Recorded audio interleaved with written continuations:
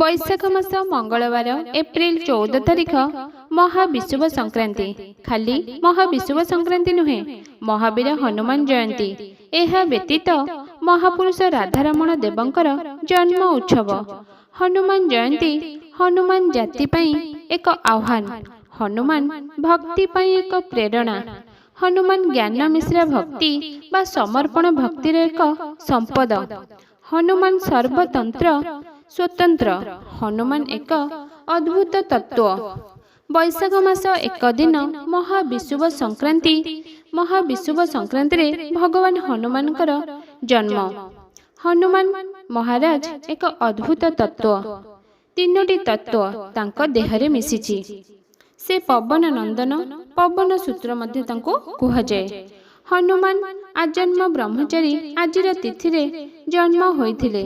ପାହାନ୍ତା ପ୍ରହରରେ ସକାଳୁ ସକାଳୁ ହନୁମାନ ଜନ୍ମଗ୍ରହଣ କରିଥିଲେ। ହନୁମାନଙ୍କ ପିତାଙ୍କ ନାମ କେଶରୀ ଓ ମାତାଙ୍କ ନାମ ଅଞ୍ଜନା।